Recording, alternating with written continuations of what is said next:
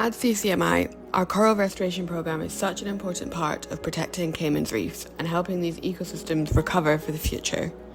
So far, 2026 has had an incredibly strong start for the project. Over the first few months of the year, we've seen progress in nursery expansion, coral propagation, and ongoing monitoring, all of which are helping us build resilience into the programme as our reefs continue to face climate-related stress. We started the year with routine maintenance and health surveys in the nursery, and results were really encouraging.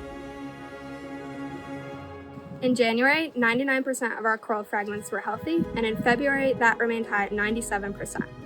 We also revisited 5 outplanting sites to check on previously transplanted corals. While we found only a small number of surviving fragments, that's actually very encouraging in light of the extreme bleaching event in 2023.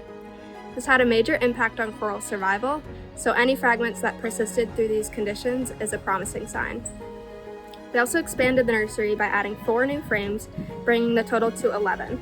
This was to prepare for a major fragmentation effort in March, and this increased our coral nursery from 117 fragments to 293 across 3 different genotypes. Looking ahead, we'll continue building on this momentum with another round of fragmentation later in the year, regular nursery monitoring, and new trials to explore whether deeper reef environments may help corals better withstand thermal stress in the future.